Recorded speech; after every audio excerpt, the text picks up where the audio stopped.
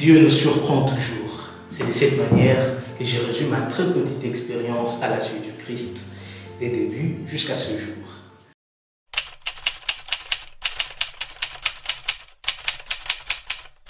Salut, je m'appelle Donatien Niembo, jésuite congolais, fils de Zachary Mbala et de Rose Massimo.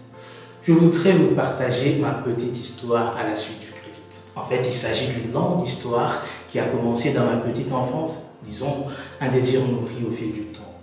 Je voudrais être prêtre, c'est la phrase que j'ai répétée à qui voulait m'entendre, jusqu'au jour où elle est tombée dans les oreilles d'un jésuite, le père Raymond Congolo. C'est dans ces moments-là, en 2006 précisément, lorsque je m'apprête à faire ma première communion, qu'une nouvelle donnée s'ajoute, la compagnie de Jésus. Je m'informe à travers les lectures, les conversations, mais je suis encore au primaire et je dois attendre.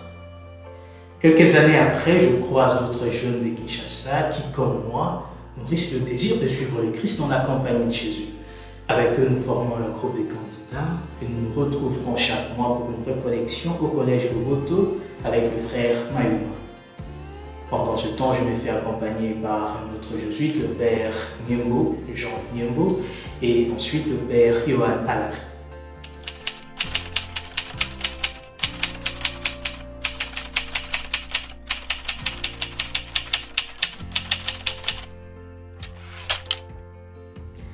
Après les humanités, l'aventure commence, ou mieux, elle se poursuit, mais d'une manière autre que ce qui était dans mes plans. Et depuis ce temps, le Seigneur n'a pas cessé de me surprendre. Le plan était celui d'aller en stage une fois les humanités finies, mais je n'ai pas été admis parce que je n'avais pas les résultats requis au bac, ce que nous appelons chez nous examen d'état pour être admis. Premier échec, première surprise, il faut tout reprogrammer, il faut penser à autre chose. J'ai donc un plan. En fait, j'hésite, faire des études en droit peut-être, et repenser à cette affaire de la compagnie plus tard. Entre-temps, la compagnie me rappelle pour me proposer une autre option qui me plaira, celle d'un premier cycle en philosophie à la faculté des philosophies Saint-Pierre-Canisius de Kimwenza. Voilà donc un deuxième changement de plan. J'y vais donc en étudiant laïque parmi les jésuites et autres religieux. Mon plan est clair cette fois. 3 ans de philo, puis, si possible, j'entre dans la compagnie après. La première année n'est pas encore finie lorsque le père provincial, alors le père Ntima, m'annonce, par son socius, le père Modekamba, que ce serait mieux pour moi d'arrêter et d'aller au noviciat.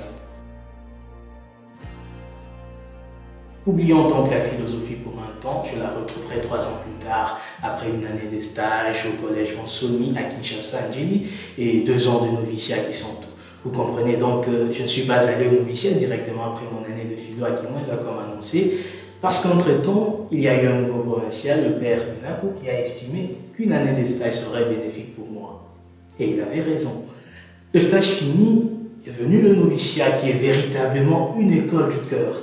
C'est très difficile d'en résumer l'expérience tellement elle a été profonde et intense.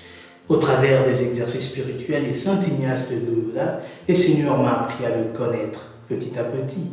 Je me découvre pécheur, un pécheur pardonné. Je découvre surtout l'incommensurable amour de Dieu dans mon histoire personnelle et j'en déduis que c'est une histoire sacrée. Un peu comme nous chantons, tout homme est une histoire sacrée. C'est toi le Dieu qui nous a fait, qui nous a pétris de la terre. Tout homme est une histoire sacrée, l'homme est à l'image de Dieu. Le noviciat fini, je prononce mes premiers vœux comme scolastique approuvé et je dois retrouver la philosophie abandonnée il y a 3 ans. Je recommence donc en 2e année, de telle sorte qu'après 2 ans, j'ai fini le premier cycle et je dois m'apprêter pour le second. Mais comme toujours, à la dernière minute, changement de plan, il y a besoin d'un scolastique à Kasongolunda. J'accepte généreusement cette mission qui doit durer 2 ans. Là, je serai enseignant de philosophie, de musique, de religion et de civisme, responsable des activités parascolaires et aussi responsable et directeur de programme de la radio Mabili. La radio. Aucune formation ne m'est préparée au monde de la communication. Je dois donc apprendre. Et j'avoue que ce fut un moment de plus heureux pour moi. Mais le Seigneur n'en a pas fini avec ses surprises, puisque je ne finirai pas les 2 ans prévus à Kasumulunda. On a besoin d'un régent à Rome, d'abord pour collaborer dans un secrétariat de la curie générale, ce que je ne ferai pas, puisque un autre besoin se présente entre-temps, et je me retrouve enfin à Radio Vatican.